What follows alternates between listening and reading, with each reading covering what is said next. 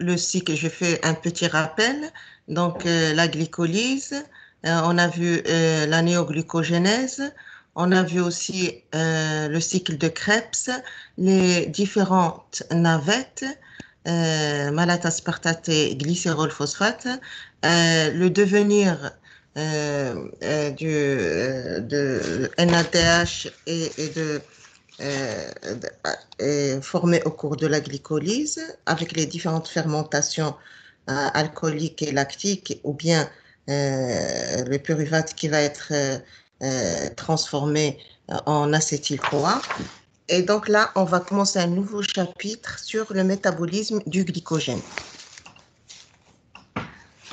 Donc, comme vous le savez, déjà que le glycogène, c'est une forme de stockage essentiellement dans le foie et le muscle squelettique. Le glycogène est stocké surtout au niveau du foie et du muscle squelettique. Donc, le glycogène, comme vous le savez, c'est un ensemble de résidus, de molécules de glucose. N-glucose, ça constitue le glycogène. Donc maintenant, on va voir dans ce métabolisme la dégradation du glycogène et la synthèse du glycogène. Donc, on va commencer par la dégradation ou le catabolisme du glycogène. Donc, dans le glycogène, il y a N résidus de glucose.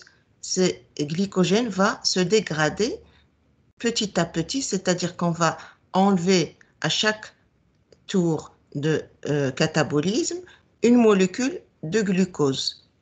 Donc, le glycogène N-résidu va devenir glucose 1-phosphate plus glycogène N-1 résidu. Donc, on a N résidus de glycogène qui vont devenir N-1 résidus. Et bien sûr, libération d'une molécule de glucose. Donc, cette réaction, elle est catalysée par une enzyme qui s'appelle la phosphorylase. Catalyser le clivage phosphorylatique du glycogène en glucose 1-phosphate. Le glycogène N-résidu va donner le glucose 1-phosphate plus glycogène N-1 résidu. Ce qu'il faut savoir que cette réaction, qui est catalysée par la phosphorylase, elle est rapidement réversible in vitro.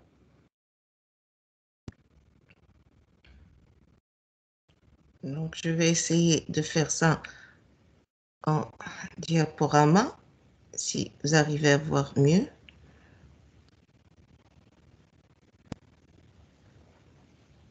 Je n'arrive pas, c'est pas grave.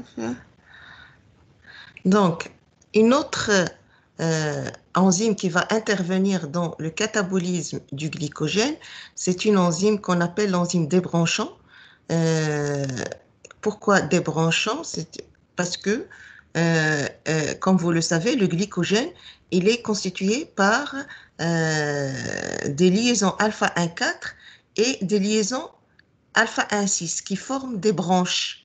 Si vous regardez la molécule de glycogène, vous voyez qu'il y a, elle est constituée de branches, de branchements, et alpha 1,4 et alpha 1,6. Donc, pour débrancher les branchements alpha 1,4, une enzyme qui s'appelle la transférase, elle est nécessaire pour déplacer un bloc de 3 résidus glycosidiques d'une ramification externe à une autre. Donc, ça pour les liaisons alpha 1,4, alors que pour les liaisons alpha 1,6, on utilise une autre enzyme débranchante qui s'appelle l'alpha 1,6 glycosidase, qui va hydrolyser la liaison alpha 1,6 glycosidique entre les résidus. Il faut savoir que la transférase, c'est l'enzyme débranchant transformant la structure linéaire, ramifiée en une structure linéaire. Parce que, comme vous le savez, le glycogène, c'est une structure ramifiée puisqu'il y a les branchements alpha 1,4 et alpha 1,6. Donc, cette transférase, cette enzyme va transformer la structure ramifiée en structure linéaire. Et cette structure, quand le glycogène devient une structure linéaire, bien sûr, ça va permettre à une autre enzyme phosphorylase qui est utilisée en premier pour faire un autre cycle de dégradation du glycogène. Donc, en premier, on a besoin d'une phosphorylase pour enlever une molécule de glucose 1-phosphate, puis une transférase pour débrancher les liaisons alpha-1,4, une autre enzyme débranchante l'alpha-1,6 glycosidase pour hydrolyser les liaisons alpha-1,6 glycosidiques. Et c'est après qu'on obtient la structure linéaire qui va être la cible d'une autre enzyme phosphorylase qui va venir faire un autre tour de dégradation. Une autre enzyme qui intervient, parce qu'on obtient, donc on a dit le glucose 1-phosphate, ce glucose 1-phosphate va être transformé en glucose 6-phosphate. Cette transformation se fait grâce à une autre enzyme qui s'appelle la phosphoglucomutase, parce qu'on a une mutase qui va transformer le glucose 1-phosphate en glucose 6-phosphate. Il faut savoir que le foie contient de la glucose 6-phosphatase, cette enzyme hydrolytique, mais elle est absente au niveau du muscle. Le foie donc contient un enzyme hydrolytique, la glucose 6-phosphatase, qui permet au glucose de quitter cet organe, parce qu'on a dit que le stockage se fait au niveau du foie. Donc, quand il y a le catabolisme au niveau du foie, cette enzyme va aussi permettre au glucose de quitter le foie. Donc, glucose 6-phosphatase plus l'eau va donner, le glucose 6-phosphate plus l'eau va donner le glucose. Donc, ça correspond à la dégradation du glycogène. On va le revoir maintenant dans un moment au niveau du schéma pour mieux comprendre ça. Et donc, mais avant, on va voir en même temps la synthèse du glycogène pour comparer avec la dégradation. Donc, ce qu'il faut savoir, et c'est ce que je vous ai dit durant les séances d'avant, c'est que le catabolisme et l'anabolisme, c'est pas l'inverse l'un de l'autre. En fait, souvent, ils empruntent des voies différentes. C'est la même chose pour le glycogène. Le glycogène, il est synthétisé et dégradé par différentes voies. La réaction de synthèse n'est pas l'inverse de la réaction de dégradation. Pour la synthèse du glycogène, on va le voir, mais là, c'est la première réaction. On a le glycogène, N, résidu, parce qu'on a dit le glycogène est constitué de molécules de glucose. On va rajouter une molécule qui s'appelle l'UDP glucose. L'UDP glucose, c'est l'uridine diphosphoglucose. L'uridine.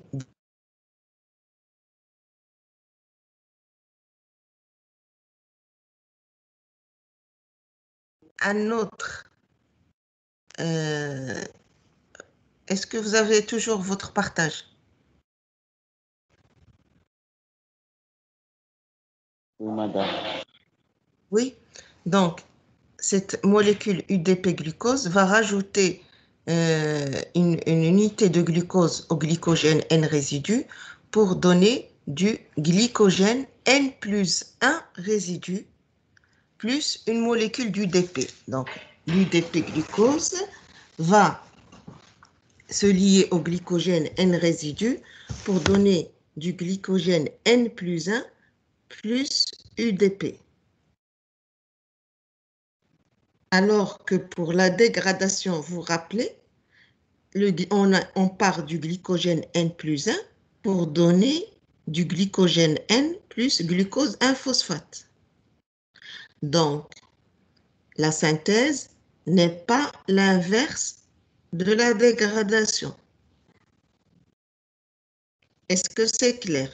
Donc, si vous avez des questions, vous m'arrêtez. Donc, la synthèse, on part d'une molécule de glycogène N résidu, on rajoute une molécule d'UDP-glucose pour donner du glycogène N plus 1 résidu. Là, on est dans la synthèse du glycogène. On va augmenter la taille de la molécule du glycogène avec rajout d'une molécule de glucose grâce à l'UDP-glucose. Alors que pour la dégradation, on n'a pas besoin d'UDP-glucose. Le glycogène N plus 1 qu'on veut dégrader en glycogène N, va se dégrader et fournir une molécule de glucose 1-phosphate. Vous vous rappelez qu'on va transformer en glucose 6-phosphate. On vient de le voir.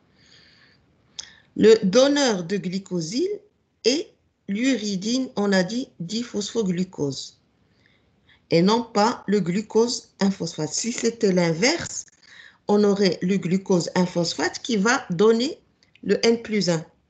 Alors que ce n'est pas le glucose 1-phosphate, plutôt c'est l'UDP-glucose qui va fournir notre glucose et le rajouter au glycogène N. L'UDP-glucose, c'est une forme activée du glucose parce que son groupement hydroxyle est estérifié à la partie diphosphate de l'UDP. L'UDP-glucose est synthétisé à partir du glucose 1-phosphate et de l'uridine triphosphate par une réaction catalysée par l'UDP-glucose pyrophosphorylase. Donc, en fait, l'UDP-glucose qu'on utilise dans la synthèse du glycogène, il provient du glucose 1-phosphate, mais auquel on a rajouté l'UTP, l'uridine triphosphate, et non pas l'uridine diphosphate, l'uridine triphosphate, et qui va, si vous voyez la réaction, on a le glucose 1-phosphate plus UTP, va donner UDP-glucose plus 2PI, et bien sûr, on rajoute une molécule d'eau, donc la réaction nette de ces deux réactions, c'est glucose 1-phosphate plus UTP plus H2O va donner l'UDP-glucose plus 2PI. Donc, c'est comme ça qu'on obtient l'UDP-glucose. L'UDP-glucose qui intervient dans la synthèse du glycogène provient de la molécule de glucose 1-phosphate plus une molécule de l'uridine triphosphate.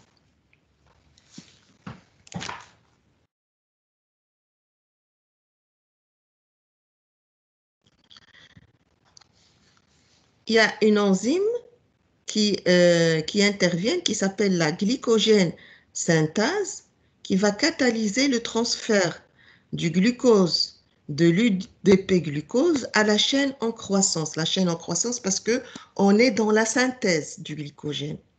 Donc, l'enzyme qui intervient dans la synthèse du glycogène, c'est la glycogène synthase. Elle va transférer donc, la molécule du glucose à partir de l'UDP-glucose, parce que c'est lui qui intervient dans la synthèse. Donc, la molécule du glucose, l'enzyme va l'enlever de la molécule de l'UDP-glucose et la transférer sur la chaîne du glycogène N résidu pour devenir N plus 1, une molécule de glucose. L'unité glycosyle activée de l'UDP-glucose est transférée au groupement hydroxyle en position terminale carbone 4 du glycogène pour former une liaison glycosidique alpha 1,4 parce que, comme on a dit, le glycogène est constitué par des liaisons alpha 1,4 et alpha 1,6. Donc, maintenant,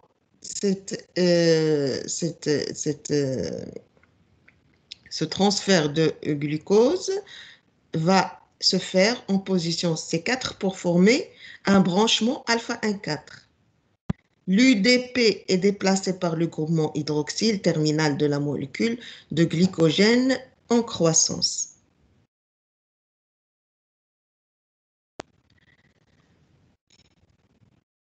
Il y a aussi l'intervention d'une enzyme, cette fois, pour former les liaisons alpha 1,6. Donc, on ne va pas la détailler, mais vous devez savoir qu'il existe aussi une enzyme branchant formant les liaisons alpha 1,6. Cette enzyme va permettre au glycogène d'être un polymère ramifié. Il faut savoir que la ramification augmente la vitesse de la synthèse et de la dégradation du glycogène. Donc, maintenant, on a vu les différentes étapes de synthèse et de dégradation du glycogène. On a dit que l'une n'est pas l'inverse de l'autre, mais ils ont des voies différentes. Maintenant, on va voir un schéma qui va regrouper tout ce qu'on vient de dire. Dans ce schéma, on a donc le milieu cellulaire et le milieu extracellulaire, et on voit que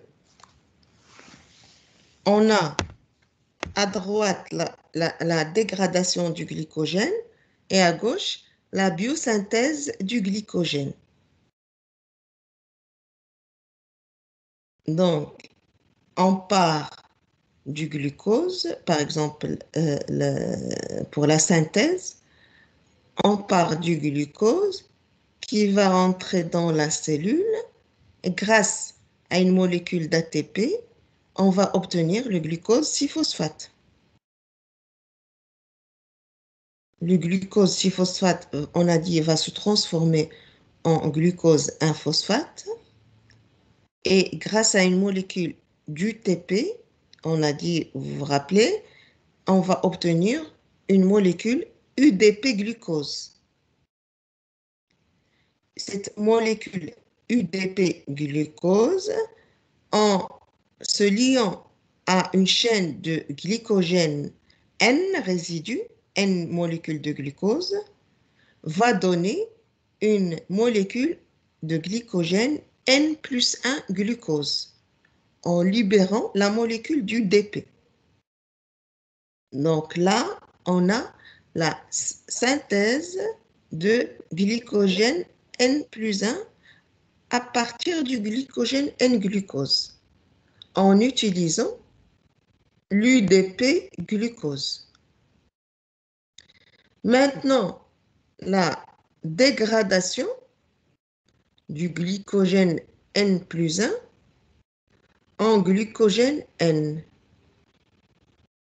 On a, en se dégradant, on a libération du glucose 1-phosphate qui va se transformer en glucose 6-phosphate et puis en glucose, puis sortir de la cellule. Dans le schéma, j'ai mis que le glucose 6-phosphate, juste ça c'est un rappel, c'est que le glucose 6-phosphate peut partir à la glycolyse parce que c'est un élément de la chaîne de la glycolyse. Donc là, ça regroupe les deux voies qu'on vient de voir, la dégradation et la synthèse. Est-ce que c'est clair pour tout le monde? Donc, s'il n'y a pas de questions, on voit, pour terminer ce chapitre, le contrôle de la synthèse et de la dégradation du glycogène. En fait, il y a deux enzymes du métabolisme du glycogène. On a la glycolyse synthase qui intervient dans l'anabolisme et la glycogène phosphorylase qui intervient dans le catabolisme, qui vont intervenir dans le contrôle du métabolisme du glycogène. Ces deux enzymes sont soumises à une régulation allostérique. leur activité sont modulées par le glucose 6-phosphate. Donc, c'est le glucose 6-phosphate qui va moduler, c'est-à-dire soit euh, faire euh, l'anabolisme du glycogène ou bien le catabolisme du glycogène. À haute concentration, le glucose 6-phosphate va activer la glycogène synthase. Et donc, s'il active la glycogène synthase, puisque c'est une enzyme de l'anabolisme, donc il va favoriser la synthèse du glycogène par rapport à la dégradation du glycogène. Et du coup, il va inhiber la glycogène phosphorylase. Parce que la glycogène phosphorylase, c'est l'enzyme du catabolisme, de la dégradation. Donc, quand le glucose 6-phosphate est à haute concentration dans la cellule, il va activer plutôt la synthèse et inhiber la dégradation. Donc, on dit que le glucose 6-phosphate, c'est un modulateur du métabolisme de glycogène. Il faut savoir aussi que le métabolisme du glycogène est affecté par certaines hormones qu'on a déjà vues pour les autres cycles, l'insuline, l'adrénaline, le glucagon. L'insuline va augmenter la capacité du foie à synthétiser le glycogène. L'adrénaline va stimuler plutôt la destruction du glycogène et le glucagon est sécrété par les cellules du pancréas quand la concentration du glucose dans le sang est faible.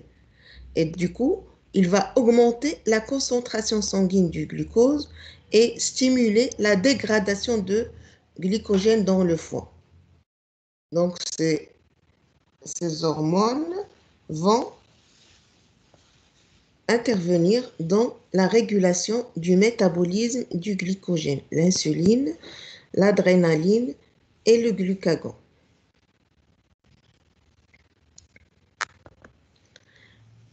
L'action du métabolisme de l'adrénaline et du glucagon s'effectue par l'intermédiaire de l'AMP cyclique. Cette AMP cyclique, elle est synthétisée à partir de l'ATP qui est catalysée par une enzyme qu'on appelle la dénylactyclase.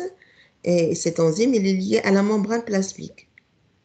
L'élévation de la concentration intracellulaire de l'AMP cyclique va déclencher une série de réactions qui vont activer la phosphorylase et inhiber la glycogène synthase. Donc, récapitulons, on a fini le métabolisme du glycogène. On a vu qu'il y a deux voies, comme tous les cycles qu'on a vus et qu'on va voir, une voie de dégradation, une voie de synthèse.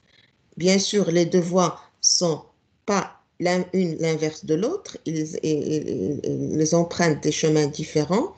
On voit aussi bien sûr, je remets le schéma pour que vous suivez avec moi, que le glucose va se transformer, se lier à l'UDP glucose par transformation en glucose 6-phosphate et glucose 1-phosphate, puis en UDP glucose, et va donner le glycogène N plus 1.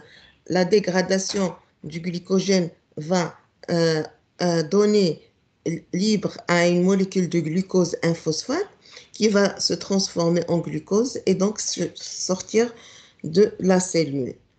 On a vu que, bien sûr, il y a un contrôle de ce métabolisme en utilisant les deux enzymes clés du métabolisme du glycogène, la glycogène synthase et la glycogène phosphorylase.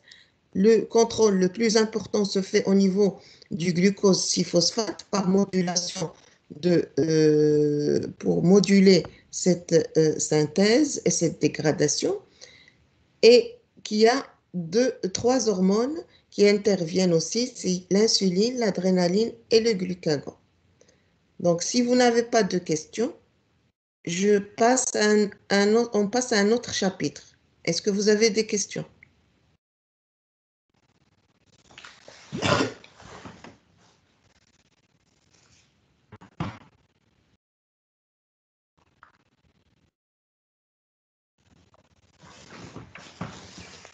Donc, on passe à un autre chapitre qui s'appelle la voie des pentoses phosphates. Pentose phosphate, je crois que tout le monde sait ce que c'est. C'est les molécules pentose, ça fait 5, et qui sont phosphorylées. On voit plusieurs euh, euh, molécules que vous connaissez déjà et dont on a parlé. Et donc, on a le glucose dans cette voie, intervention d'une molécule très importante qui est le NADPH. Et dans cette voie, il y a aussi intervention du glucose 6-phosphate. C'est lui qui va nous donner une molécule à 5 carbones phosphorylée qui est le ribose 5-phosphate. Le glucose, bien sûr, il contient 6 carbones qui va donner une molécule à 5 carbones. Dans la voie des pentoses phosphates, du NADPH est formé quand le glucose 6-phosphate est oxydé en ribose 5-phosphate. Le ribose 5-phosphate, qui est un sucre à 5 carbones, et bien sûr ses dérivés, sont des composants de biomolécules importantes comme l'ATP, le CoA, le NAD+, et le FAD, les RNA, les DNA, etc. et d'autres. Donc, ce pentose phosphate est très important. Donc, pour la formation de ce pentose phosphate, il y a intervention du glucose 6-phosphate et du NADP pour libérer un sucre à 5 carbones et du NADPH. Donc, la réaction de cette voie, c'est que le glucose 6-phosphate plus deux molécules de NADP plus une molécule d'eau va donner du ribose 5-phosphate plus deux molécules de NADPH plus deux protons plus un CO2, puisqu'on est parti de 6 carbones pour arriver à 5 carbones. La voie des pentoses phosphates, on l'appelle aussi la voie du phosphogluconate. Parce que dans cette voie, comme on va voir maintenant, il y a intervention d'une molécule qui s'appelle la 6-phosphogluconate. Et parfois, dans les livres, dans certains sites, vous allez trouver que on l'appelle pas, on l'appelle pas la voie des pentoses, mais plutôt la voie du phosphogluconate. Mais c'est la même chose. Donc, en gros, voilà la voie des pentoses phosphates. Si vous voyez qu'il y a deux parties. La partie qui est en vert, on l'appelle la partie oxydative. Et la partie qui est en jaune en bas, on l'appelle la partie non oxydative. Vous le notez sur ce schéma si vous voulez, mais on va le voir aussi en détail après. Donc, on a deux parties, la partie oxydative et la partie non oxydative. En gros, c'est ça le schéma de la voie des pentoses phosphates. Donc, on va la détailler. Le glucose 6-phosphate va se transformer en 6-phosphogluconolactone en utilisant une molécule de NADP+, qui va se transformer en NADPH plus H+. Le 6-phosphogluconolactone va devenir le 6-phosphogluconate en utilisant une molécule d'eau.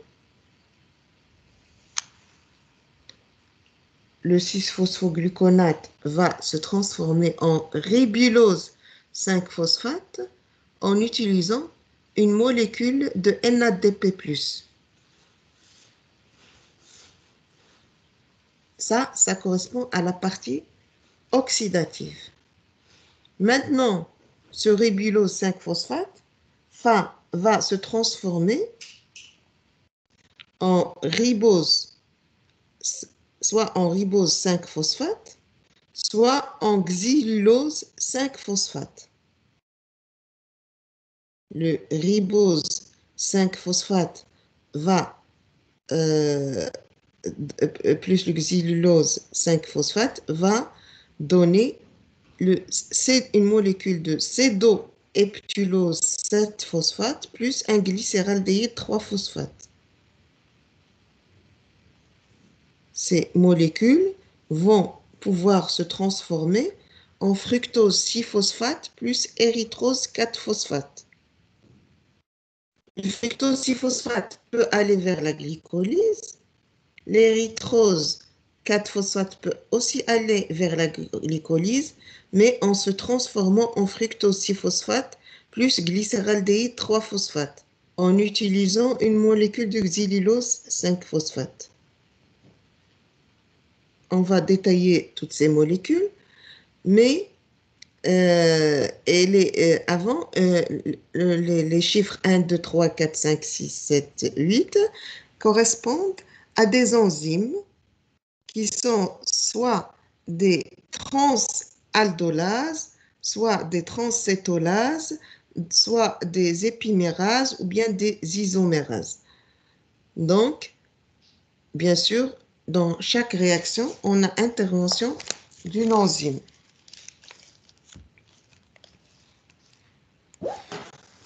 Donc ça, c'est en gros la voie des pentoses phosphates. Je répète, on part d'une molécule de glucose 6-phosphate et on va arriver à une molécule de ribose 5-phosphate et xylulose 5-phosphate qui vont se transformer en d'autres molécules, soit à 7 carbone, 4 carbone, 6 carbone, 3 carbone, parce que cédo, c'est 7 carbone, glycéraldéhyde, c'est 3 carbone, fructose, 6 carbone, l'érythrose, 4 carbone, etc., pour donner des molécules qui peuvent rejoindre d'autres métabolismes, essentiellement la glycolyse.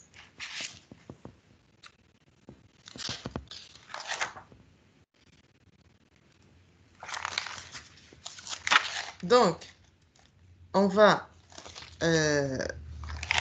détailler un peu plus.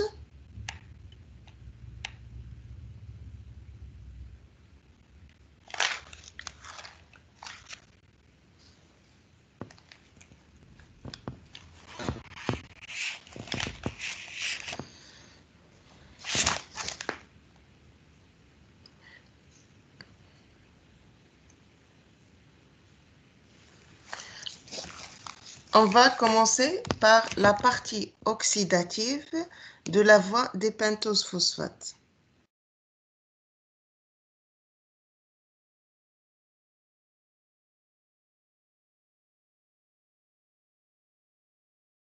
Donc le glucose 6-phosphate va se transformer on a dit, en 6-phosphogluconate. Exprès, je vous ai mis ce schéma avec les molécules pour que vous compreniez mieux l'action des enzymes et qu'est-ce qui se passe au niveau de ces transferts de molécules.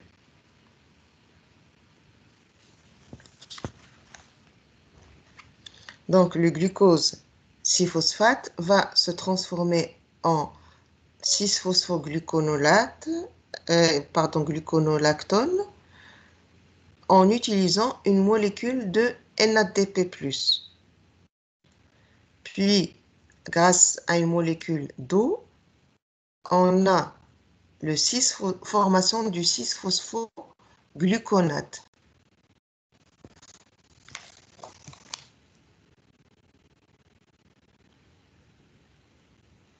Est-ce que vous m'entendez?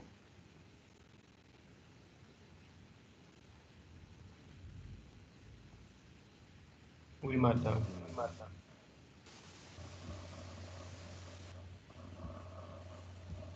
Donc, on a le 6-phosphogluconate qui va se transformer en ribulose 5-phosphate.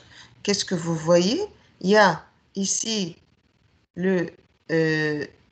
cette partie CO2 au niveau du 6-phosphogluconate qui va se détacher de la molécule, libérer une molécule de CO2, gaz carbonique, et donner une molécule avec 5 carbones. Là, on est parti de 6 carbones dans la molécule du 6-phosphogluconate pour donner une molécule à 5 carbones, le ribulose 5-phosphate. Donc là, c'est la première partie. Il faut se rappeler, dans cette première partie oxydative, qu'on part du glucose 6-phosphate et grâce à une molécule de deux molécules de NADP+, ici une molécule et là une autre molécule, on a formation de molécules de ribulose 5-phosphate 5 carbone avec libération de 2 NADPH plus H+. Et bien sûr, d'une molécule de CO2. Vous vous rappelez, ça correspond à je vais revenir à une autre diapo, à la réaction qu'on a vue tout à l'heure, le glucose 6-phosphate plus 2 NADP+, plus une molécule d'eau, va donner du ribose 5-phosphate plus 2 NADPH plus 2 protons plus une molécule de CO2. C'est ce qu'on a vu tout à l'heure dans la réaction. Donc, ça correspond à ça. Maintenant, la partie non oxydative de la voie des pentoses phosphates. Et là, j'ai mis en couleur, et si vous voulez, vous pouvez les colorier votre schéma aussi pour que vous compreniez mieux, pour voir exactement le mécanisme, comment ça se passe.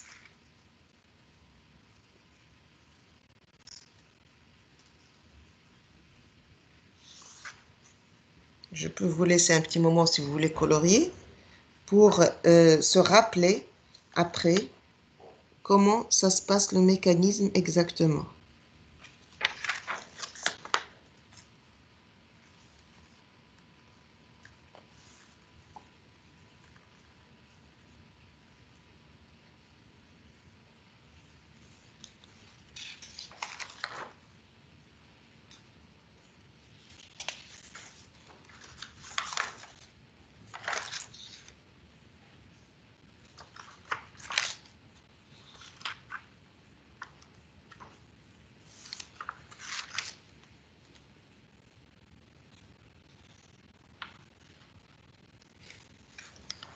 Donc, on est dans la partie non oxydative de la voie des pentoses. Qu'est-ce qui s'est passé? Là, on a obtenu le ribulose 5-phosphate dans la partie oxydative. Cette molécule va se transformer, on a dit, soit en ribose 5-phosphate et soit en xylulose 5-phosphate. C'est ce qu'on a vu dans le schéma général. Soit elle va se transformer en ribose 5-phosphate grâce à une enzyme qui est l'isomérase, soit grâce à une épimérase, va se transformer en xylulose 5-phosphate. On a dit dans le schéma général, ces deux molécules vont se transformer en cédoheptulose plus glycéraldéhyde 3-phosphate grâce à une enzyme qui est la transcétolase. C'est une molécule de transfert, transcétolase, transférer une fonction cétone. Et transaldolase va transférer une unité aldéhydique, aldose. Transaldolase et transcétolase. Donc la transcétolase va pouvoir former une molécule de cédoheptulose 7-phosphate. Cédoheptulose, ça veut dire qu'il y a 7 carbones. 7 carbones et plus une molécule de glycéraldéhyde 3-phosphate qui est constituée de 3 carbones.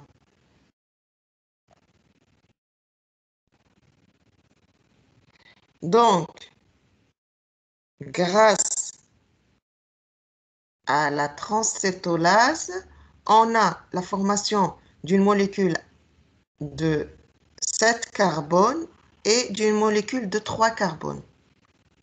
Dans le schéma général, on a dit que ces deux molécules vont se transformer grâce à une autre enzyme, mais cette fois une transaldolase, pour donner du fructose 6-phosphate et de l'érythrose 4-phosphate. Je rappelle, là, 7 carbones plus 3 carbones, ça fait 10 carbones. Ça va donner deux molécules, mais cette fois 6 carbones et 4 carbones, toujours 10 carbones. Donc, on a dit le fructose 6-phosphate, vous vous rappelez, dans le schéma général, on a dit il peut partir vers la glycolyse, mais au niveau de l'érythrose 4-phosphate, il peut se transformer, si on lui rajoute du xylulose 5-phosphate, en fructose 6-phosphate et glycéraldéhyde 3-phosphate, et là aussi, ils peuvent partir vers la glycolyse.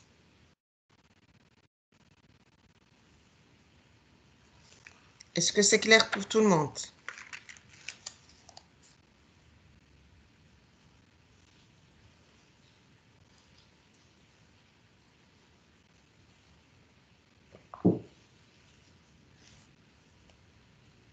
Donc, si vous n'avez pas de questions, je continue. Donc, toujours pour terminer ce chapitre. Oui? Je n'ai pas compris l'action de transaldase et cétase. L'action de la transcétolase et la transaldolase. Oui, oui, madame. Donc, ce sont des enzymes qui vont transférer, comme leur nom l'indique, ils vont transférer un groupement d'une molécule à une autre. Donc, dans le cas de la transcétolase, elle va transférer, par exemple, regardez le schéma. Ce qui est indiqué, là, on a en vert. Au niveau du ribose 5-phosphate, vous avez le ribose 5-phosphate. La molécule qui est en verte, c'est celle qui est au niveau de la molécule cédoheptulose. Vous voyez? Et donc, qu'est-ce qui s'est passé? La transcétolase, elle a transféré le groupement là de xylulose 5-phosphate qui est une fonction cétonique, cétose, le cétose, il l'a transféré sur cette partie-là, ce groupement-là de carbone. Et du coup, voilà, on a obtenu le cédoheptulose. Donc, c'est une transcétolase parce qu'il a transféré un groupement cétonique. Alors que la transaldolase, qu'est-ce qu'elle a fait, elle? Elle a formé l'érythrose 4-phosphate et le fructose 6-phosphate parce que, tout simplement, regardez, là, les 4 molécules, ce qui est en vert là, elle a transféré le groupement aldéhydique qui est là, qui est dans le glycéraldehyde 3-phosphate, elle l'a transféré sur ce groupement de carbone. Il a transféré un groupement aldéhydique, donc on parle de transaldolase. Alors que la transcétolase, elle a transféré un groupement cétonique. Est-ce que vous avez compris? Oui, madame, merci. Donc, je reviens. Au cours de ce métabolisme, on a formation de 2 NADPH au cours de la conversion du glucose 6-phosphate en ribulose 5-phosphate. Donc, la voie des pentoses phosphate commence par la déshydrogénation du glucose 6-phosphate au niveau du carbone 1. C'est une réaction catalysée par la glucose 6-phosphate déshydrogénase. Cette enzyme est extrêmement spécifique du NADP+. Et le produit formé, c'est le 6-phosphogluconolactone, qui est un ester intramoléculaire entre le groupement carboxyle en C1 et le groupement hydroxyle en C5. Donc tout ça, c'est juste une répétition de ce qu'on vient de voir. Donc là, c'est juste pour vous, c'est un texte pour si jamais vous voulez vous réviser, vous trouverez l'explication de tout ça. Au fait, ça correspond, là, c'est ce qu'on vient d'expliquer, juste on le répète. Donc, avec ici les trois réactions, glucose en détail, qu'on a vu dans le schéma, le glucose 6-phosphate qui va se transformer en 6-phosphogluconolactone, puis en 6-phosphogluconate phosphate, puis en ribulose 5-phosphate. Donc, donc comme on a dit tout à l'heure, le ribulose 5-phosphate, il va être isomérisé en ribose 5-phosphate par l'intermédiaire ce qu'on appelle un édiol. Donc, on a la synthèse du ribose 5-phosphate et l'isomérisation du ribose 5-phosphate par la phosphopentose isomérase. Donc, puis la voie des pentoses et la glycolyse sont reliées par la transcétolase et la transaldolase. Donc, ça, c'est les réactions du schéma. C5 plus C5, donc carbone 5, molécule à 5 carbone plus une molécule de 5 carbone, va donner une molécule de 3 carbone et 7 carbone. Ça correspond au schéma. Au schéma, vous vous rappelez, on a la voie... on a le ribulose 5-phosphate plus le xylulose 5-phosphate vont donner, on a dit, le cédoheptulose 7-phosphate et le glycéraldéhyde 3-phosphate. Donc, ça correspond à cette première réaction. C'est le schéma qu'on a vu. Grâce à une transcétolase, puis ce cédoheptulose 7-phosphate plus glycéraldéhyde 3-phosphate va donner de l'érythrose 4-phosphate plus fructose 6-phosphate. Et puis, vous rappelez, grâce aussi à une molécule C5 plus C4, vont donner, et grâce à une transcétolase, vont donner une molécule de 3 carbone plus une molécule de 6 carbone qui est fructose 6-phosphate et glycéraldéhyde 3-phosphate. Donc, si on fait le résultat net de ces réactions, qu'est-ce qu'on a? On a formation de 2 hexoses et d'un triose à partir de 3 pentoses. Donc, je rappelle, donc là, quand vous voulez réviser que la transcétolase, elle va transférer une unité dicarbonée, tandis que la transaldolase va transférer une unité tricarbonée. Donc, le sucre qui donne les unités à 2 ou 3 carbones est toujours acétose, alors que l'accepteur est toujours analdose. Et si vous revérifiez, ça c'est juste pour vous comprenez mieux ce que vous êtes en train de lire, que ces deux enzymes interviennent et qui sont là pour transférer des unités dicarbonées et tricarbonées. Donc, ça, je vais passer rapidement parce que ça correspond à ce qu'on vient de voir par l'action des trois enzymes. Et donc, pour terminer ce chapitre, si on fait donc le bilan, la somme de toutes les réactions qu'on a vues, on a obtention de 2 molécules de fructose 6-phosphate plus une molécule de glycéraldéhyde 3-phosphate. Le ribose 5-phosphate formé en excès par la voie des pentoses phosphates peut donc être complètement transformé en intermédiaire de la glycolyse. Donc, ceci pour vous montrer aussi qu'il y a un lien très étroit entre la voie des pentoses phosphates et la glycolyse. D'ailleurs, tous les cycles de la cellule, il y a un lien entre eux. Mais il y a certains cycles qui sont très liés, tels que la voie des pentoses phosphates et la glycolyse. Donc, bien sûr, pour le contrôle de cette voie de pentose phosphate, vous allez deviner que la vitesse de cette voie, elle dépend du NADP+, parce que vous vous rappelez, le NADP+, c'est lui qui intervient pour libérer du NADPH. Donc, le facteur régulateur le plus important, c'est la concentration du NADP+, qui est l'accepteur d'électrons dans l'oxydation du glucose 6-phosphate en 6-phosphogluconolactone. Le NADPH, il intervient aussi en compétition avec le NADP+, dans sa liaison à l'enzyme. Donc, le régulateur le plus important dans la voie des pentoses phosphates, c'est le NADP+.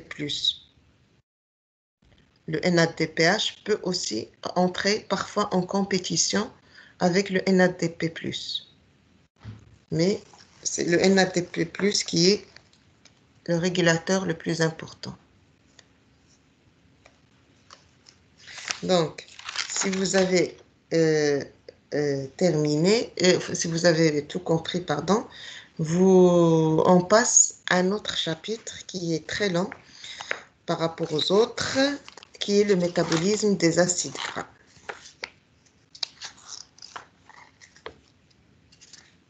Est-ce que vous avez des questions?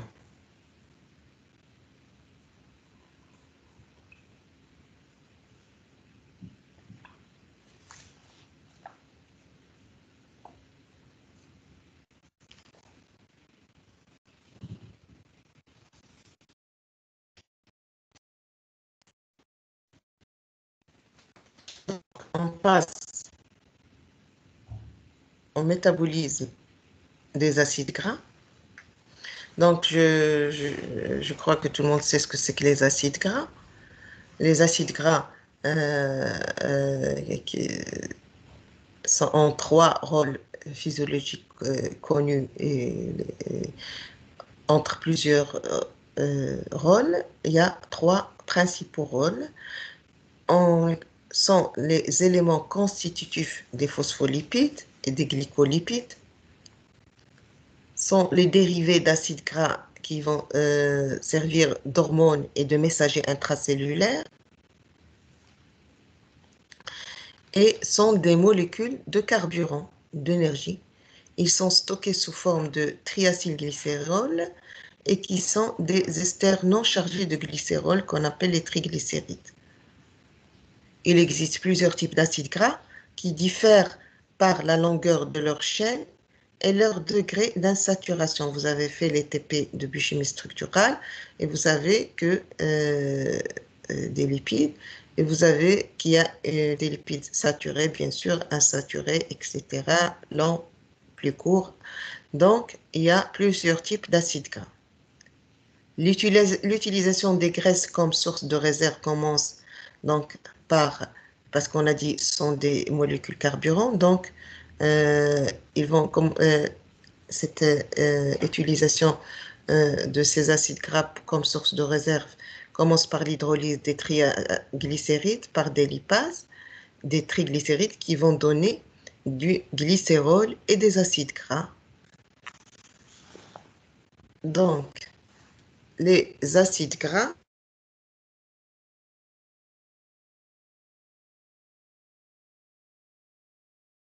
métabolisme de ces acides gras, on a bien sûr le catabolisme et l'anabolisme, mais on va parler maintenant du catabolisme, c'est-à-dire la dégradation.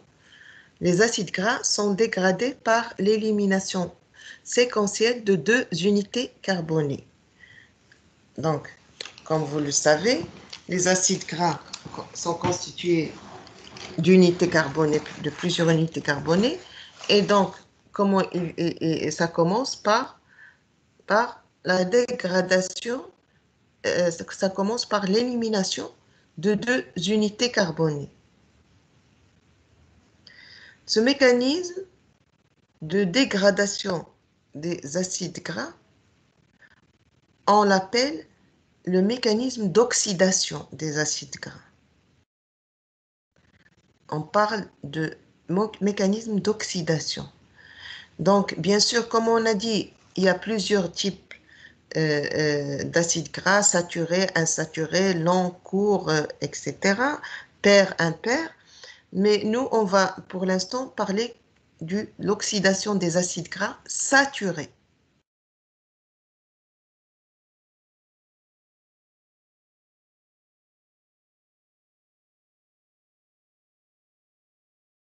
Saturés. Est-ce que vous m'entendez?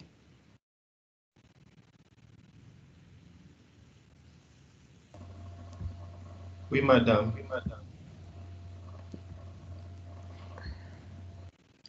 Donc, quand il y a, pour qu'il y ait oxydation des acides gras saturés, une étape est très importante avant de démarrer cette dégradation. C'est ce qu'on appelle l'activation de l'acide gras.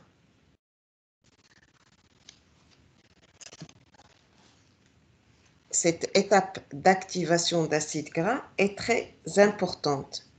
Aucun acide gras ne peut être dégradé s'il n'est pas activé.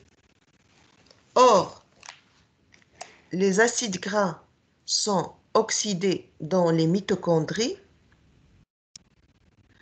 et donc, avant qu'ils soient oxydés dans les mitochondries, ils doivent être activés à l'extérieur de la mitochondrie. Cette activation a lieu dans la membrane mitochondriale. Donc, l'activation a lieu dans la membrane mitochondriale, puis ils sont introduits dans la mitochondrie, et c'est là où il y aura l'oxydation et la dégradation de ces acides gras. Donc ça, c'est très important, il faut s'en rappeler. L'activation se fait dans la membrane mitochondriale, puis l'acide gras est dégradé ou bien oxydé dans la mitochondrie. Cette activation qui a lieu dans la membrane mitochondriale est catalysée par une enzyme qu'on appelle l'acétyl-CoA synthétase. Et qu'on peut appeler aussi acide gras ou thiokinase. Cette réaction d'activation, en réalité, elle se fait en 2 étapes. Donc, on a une molécule regardez mon curseur, une molécule d'acide gras. Ça, c'est comme ça qu'on écrit un acide gras. Avec R, bien sûr, un radical qui peut différer d'un acide gras à un autre. On rajoute à cet acide gras une molécule d'ATP qui va donner une molécule qu'on appelle l'acyladénylate, plus de pays. Cette molécule acyle-adénylate qui va se lier à l'acide gras, on va rajouter une molécule de HS-CoA pour donner l'acyle-CoA plus l'AMP. Donc, l'activation d'un acide gras, si on veut récapituler, se fait dans la membrane mitochondriale en utilisant une molécule d'ATP et une molécule d'HS-CoA.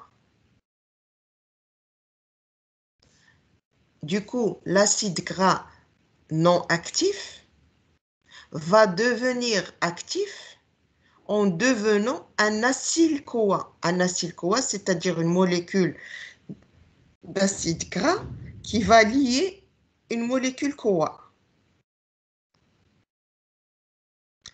Et c'est cette molécule d'acyle-CoA qu'on appelle l'acide gras actif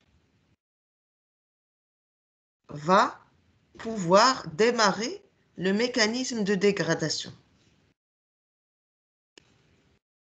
Je répète, l'activation se fait par une enzyme qui s'appelle l'acétyl-CoA synthétase ou bien la thiokinase, a lieu dans la membrane mitochondriale en utilisant une molécule ATP, c'est obligatoire, une molécule d'énergie. Et ça, il faut faire attention parce qu'on va tenir compte quand on veut faire des calculs dans des exercices qu'on va voir d'ailleurs dans les TD. Et on doit tenir compte de cette molécule d'ATP dans notre calcul d'énergie. Parce qu'on va calculer l'énergie consommée ou bien libérée dans un mécanisme. On doit tenir compte de cette molécule d'ATP. Donc, en utilisant cette activation se fait en utilisant une molécule d'ATP et une molécule d'HS-CoA. Le CoA, l'HS-CoA, va se lier à l'acide gras non actif pour devenir actif en donnant l'acyle-CoA. C'est cet acyle-CoA qui va subir la dégradation. Donc,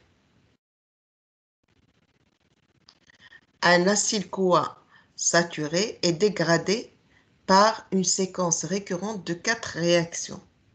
Donc, une fois que l'acide gras saturé est activé dans la membrane mitochondriale, elle va entrer dans la mitochondrie, c'est là que se fait la dégradation. Donc, comme je l'ai dit avant, toujours bien se rappeler de l'endroit où se fait le mécanisme. Donc, pour la dégradation d'acide gras, elle se fait dans la mitochondrie. Donc, cette dégradation se fait par 4 étapes qui correspondent à la première étape et qu'on va détailler après, c'est l'oxydation par le FAD, l'hydratation, la deuxième étape, la troisième, c'est l'oxydation par le NAD+, et la quatrième étape, c'est la thiolyse par le CoA. Donc, quand on prend un acide gras actif et qu'on commence la dégradation de cet acide gras, à la fin, on a une formation d'un acyle-CoA plus court de 2 carbones. Donc, à l'acide gras, dans chaque tour de dégradation d'un acide gras, il se fait par ces 4 étapes et à chaque tour, on a libération de 2 carbones. Donc, on a formation d'un acyle-CoA plus court que celui du départ, plus court de 2 carbones. On a aussi dans cette dégradation, ce cycle de dégradation qui se fait par l'oxydation par le FAD, l'hydratation, l'oxydation par le NAD+, et la thiolyse par le CoA, on a aussi formation du FADH2, d'une molécule de FADH2, d'une molécule de NADH et d'une molécule d'acétyl-CoA.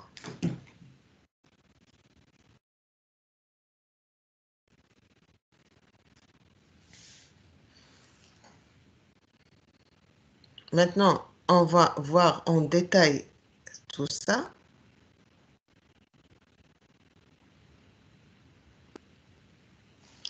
La première réaction,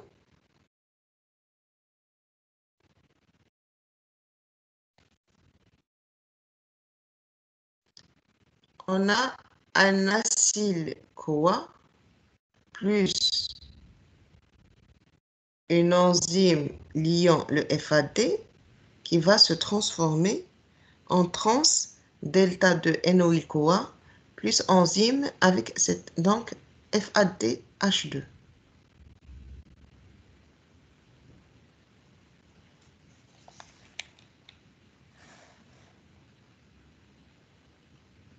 Ça correspond à quelle étape? La première étape, parce qu'on a vu, je reviens,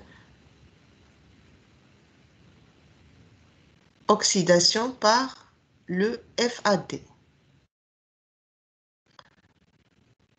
La trans delta de NOIL-CoA va se transformer en L3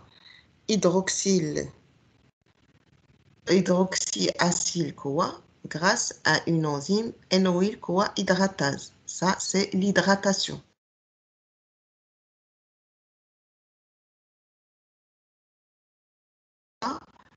Plus NAD+, va donner le 3-cétoacyl-CoA plus NADH+, plus H+. Donc, c'est l'oxydation par NAD. Et la quatrième et dernière étape, on a dit c'était la thiolyse par le CoA. Donc, le 3-cétoacétyl-CoA obtenu ici, qui contient N-carbone, va donner, en ajoutant un HS-CoA, un acétyl-CoA de 3 molécules de carbone, plus un acétyl-CoA N-2. Donc, on a dégradé 2 carbones de l'acide gras. Pour mieux comprendre, on va passer à un schéma qui regroupe ça, qui regroupe l'oxydation des acides gras. Ça, c'est plus clair. Donc, et bien sûr qu'il faut apprendre, bien sûr, comme les autres cycles. Donc, on part d'un acyle-CoA. Je réexplique l'oxydation des acides gras.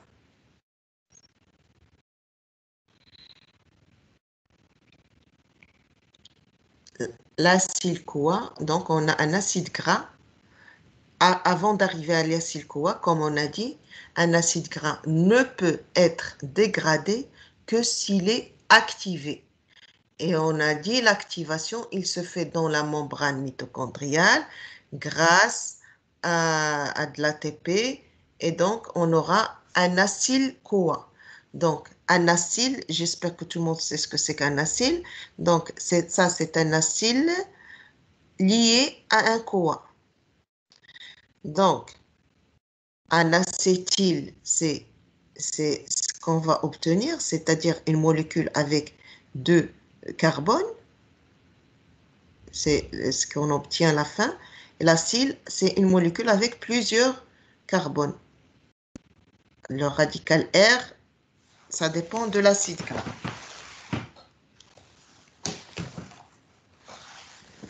Donc, on a un acide gras actif qui est devenu acyle-CoA. Il va subir maintenant la dégradation des acides gras. Donc, comment il va subir cette dégradation? Par 4 étapes.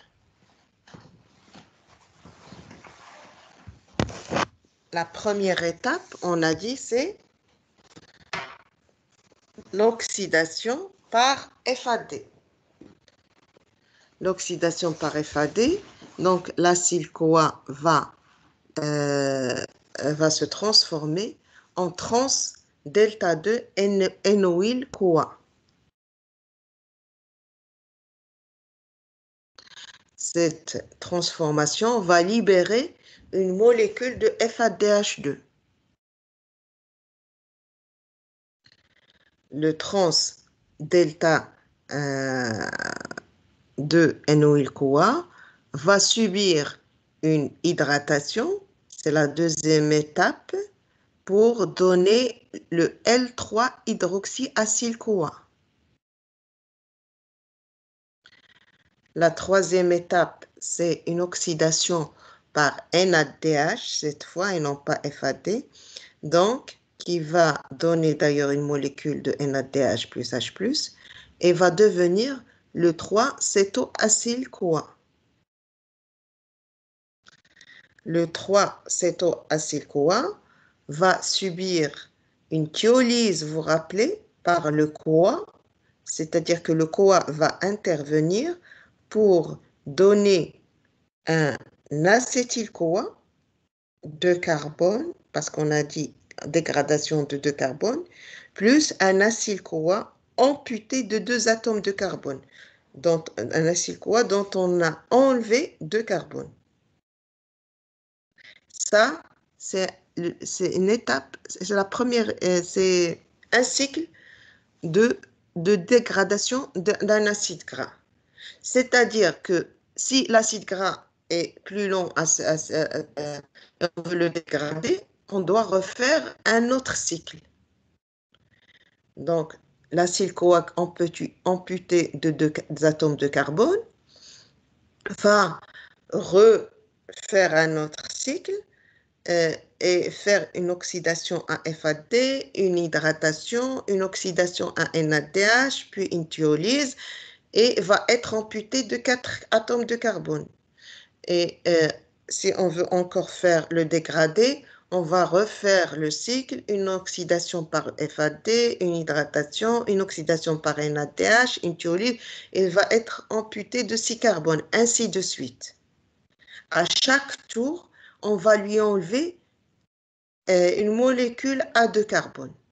C'est comme ça que ça se dégrade un acide gras.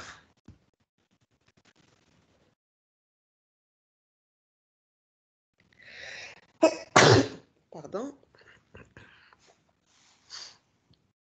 Est-ce que c'est clair?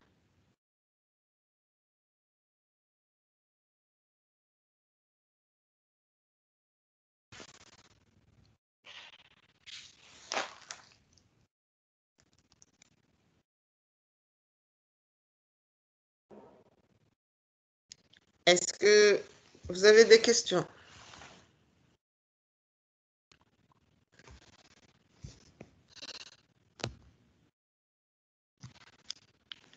Donc, ça, c'est l'oxydation des acides gras saturés. Le schéma qui suit, c'est la même chose, mais expliqué différemment. Là, ce schéma, il est complet puisqu'il contient aussi les enzymes, mais ça correspond à la même chose. Un acide gras saturé à N-carbone qui va subir l'activation par l'ATP et le CoA grâce à une acyl-CoA synthétase va donner un acyl-CoA à N-carbone qui va subir les 4 étapes de la dégradation, oxydation par FADH, hydratation, oxydation par NADH et thiolyse, et va donner un acyl-CoA à N-2 carbone. Cet acyl-CoA à N-2 carbone va subir les 4 étapes si on veut le redégrader encore une fois, et ainsi de suite. Donc, les acides gras activés dans la membrane mitochondriale externe, mais sont oxydés dans la matrice mitochondriale. Donc, on a dit les acides gras sont activés dans la membrane et l'oxydation se fait dans la matrice. Donc, les molécules d'acétyl-CoA à longue chaîne, donc les acides gras qui sont activés, mais ces acides gras qui sont à longue chaîne, parce qu'on a dit on a des acides gras à courte chaîne et à longue chaîne. Donc, les acides gras à longue chaîne, en fait, ils ne vont pas pouvoir traverser facilement la membrane mitochondriale interne. Ils ont du mal à traverser la membrane. Du coup, on a besoin d'un mécanisme de transport particulier pour les faire entrer dans la mitochondrie et pouvoir être dégradés. La cellule, pour les transporter, utilise une molécule qui s'appelle la carnitine. Le transporteur, c'est la carnitine, c'est un composé formé à partir de la lysine et qui a un haut potentiel de transfert de groupe. Donc, l'acide gras à longue chaîne va se lier à la molécule de carnitine, va donner une molécule qui s'appelle acylcarnitine plus CoA, et cette réaction de transacylation est catalysée par la carnitine acyltransférase, parce qu'il y a un transfert de molécules. La carnitine n'est pas nécessaire à la pénétration des acyl-CoA à chaîne moyenne C8 à C10. Donc, c'est après, c'est plus que C10, c'est-à-dire une molécule qui a plus de 10 carbones, que la carnitine intervienne. En dessous, la carnitine n'intervient pas pour le transport de l'acide gras. Donc, la carnitine, elle est utilisée pour les acides gras à longue chaîne qui ont du mal à traverser la membrane mitochondriale, surtout la membrane mitochondriale interne. Si molécule à longue chaîne, on utilise la carnitine. Ce schéma montre le mécanisme de transport avec la carnitine. Donc, là, on a la membrane mitochondriale externe, interne, mitochondriale. Donc, qu'est-ce qui se passe? On a la carnitine plus un acyle qui va se transformer en acylcarnitine. Cet acylcarnitine va traverser la membrane et devenir acylcarnitine. Puis, traverser la membrane interne, entrer dans la mitochondrie, et cet acylcarnitine va redevenir acyl-CoA plus carnitine. L'acyl-CoA, il est dégradé dans la mitochondrie et la carnitine va revenir à sa place initiale dans le cytoplasme pour pouvoir transporter autre chose.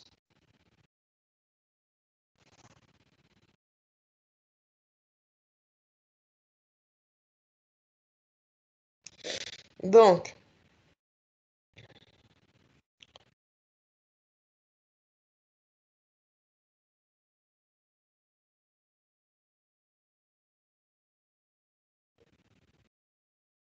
maintenant, on va passer à l'oxydation des acides gras insaturés, mais on ne va pas la détailler.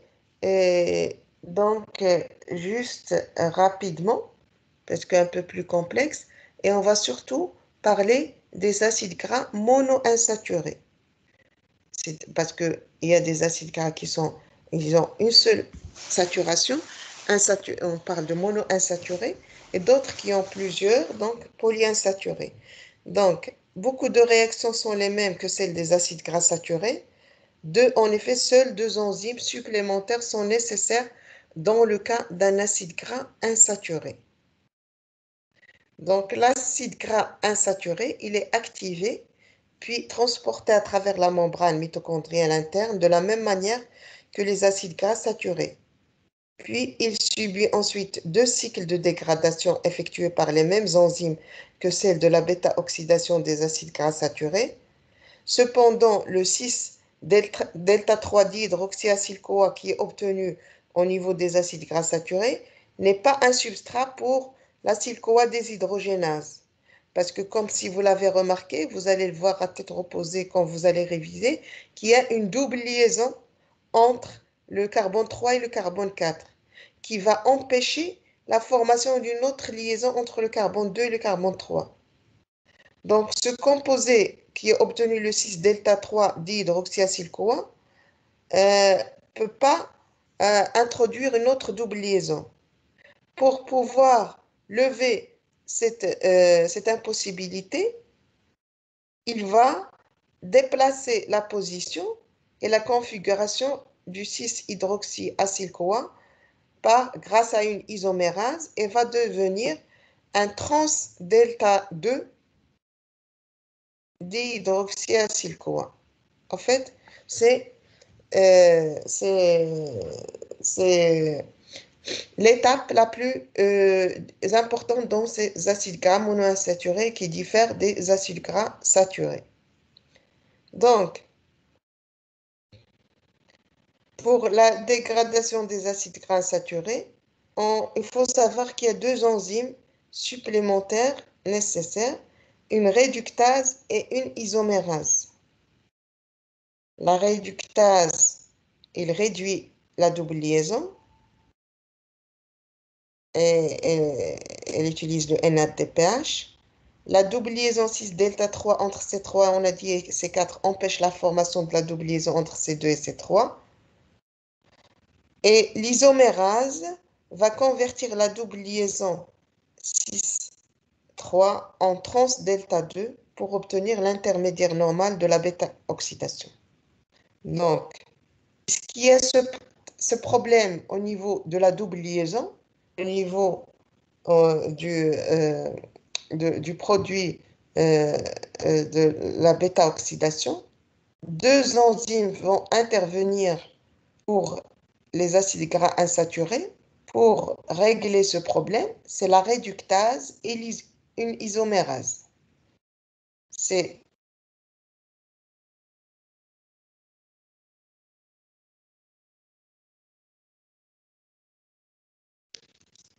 à la double liaison de se faire.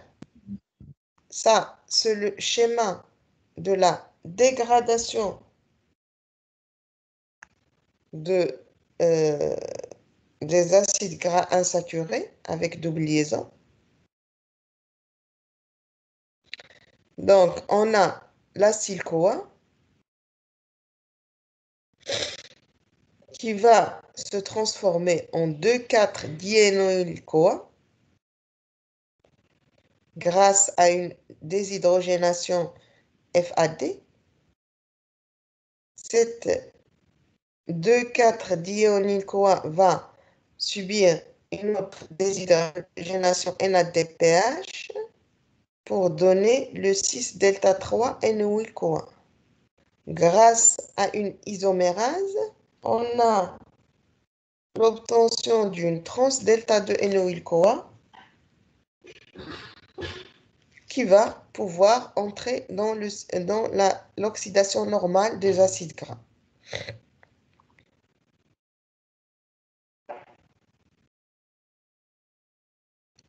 Donc, ça, c'est un aperçu sur la dégradation des acides gras insaturés. Alors que pour les acides gras polyinsaturés, on ne va pas les voir cette année, mais juste pour vous dire que les acides gras polyinsaturés, ils nécessitent une seconde enzyme qui est une épimérase. Maintenant, on va voir, on a dit que les acides gras, au niveau des acides gras, on a des acides gras à longue chaîne, à chaîne courte, on a des acides gras saturés, des acides gras insaturés, mais on a aussi des acides gras à nombre pair de carbone et des acides gras à nombre impair de carbone. Ce qu'on a vu tout à l'heure, c'est des acides gras à nombre pair de carbone. Donc, dans la dégradation de l'acide gras, à chaque fois, on a 2 carbones qui vont être éliminés. À la fin, on n'aura que des acétyl-CoA, parce que les acétyl-CoA, ils sont constitués de 2 carbones. Par contre, si on a un acide gras à nombre impair, toujours, il va rester à la fin un acide gras à 3 carbones, parce qu'il est impair. On va enlever 2, 2, 2, 2. D'ailleurs, on va voir ça dans les TD. 2, 2, 2, 2. Et on aura un carbone, un acide gras à 3 carbones. Il faut savoir que ces acides gras à nombre impair d'atomes de carbone sont peu abondants. Et ils sont oxydés de la même manière que les acides gras à nombre pair de carbone, à la seule différence que le propionyl-CoA et l'acétyl-CoA, au lieu de 2 molécules d'ailleurs d'acétyl-CoA chez les acides gras saturés, sont produits dans l'étape finale de la dégradation. Chez les acides gras saturés, on a bien sûr à la fin que des acétyl-CoA, alors que pour les acides gras à nombre impair, on obtient l'acétyl-CoA, mais aussi à la fin le propionyl-CoA. Le propionyl-CoA, c'est un acide gras à 3 carbones. Le fragment à 3 atomes de carbone propionyl-CoA entre dans le cycle de l'acide citrique après avoir été converti en succinyl-CoA. Donc, le propionyl-CoA, parce qu'on va voir ça dans le TD, c'est que, bien sûr, quand on demande une dégradation totale, il faut que la molécule soit dégradée complètement. L'acétyl-CoA, on sait comment il va s'en devenir. L'acétyl-CoA, il va entrer dans le cycle de Krebs et donc pouvoir donner de l'énergie, être décarboxylé. Mais le propionyl-CoA, il ne va pas pouvoir entrer dans le cycle de Krebs que s'il est converti en succinyl-CoA. Cette conversion en succinyl-CoA se fait par une isomérisation suivie d'une épimérisation avec consommation d'une molécule d'ATP. Donc, je répète, les acides gras à nombre impair d'atomes de carbone vont être dégradés de la même manière que les acides gras à nombre pair d'atomes de carbone, à la différence qu'à la fin, au lieu d'obtenir que des acétyl-CoA, on va obtenir des acétyl-CoA, mais une molécule de propionyl-CoA. Le propionyl-CoA, c'est une molécule à 3 carbones parce que l'acide gras est impair. Toujours, il va rester un carbone. Or, dans la nature et dans la cellule, il n'y a pas un carbone, on a une molécule soit de 2, soit de 3 carbones. Donc, il va rester une molécule aussi de 3 carbones. L'acétyl-CoA, en connaissant devenir, il va entrer dans le cycle de Krebs, mais le propionyl-CoA, pour pouvoir entrer dans le cycle de Krebs, il doit être converti en succinyl-CoA. Le succinyl-CoA va entrer dans le cycle de Krebs et faire sa dégradation normale. Cette transformation en succinyl-CoA nécessite une isomérisation et une épimérisation avec consommation d'une molécule d'ATP.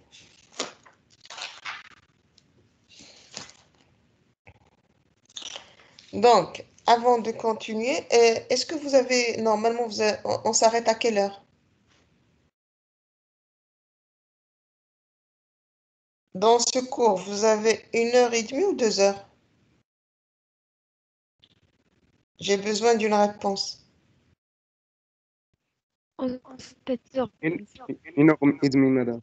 1h30? Répétez, j'ai pas bien entendu.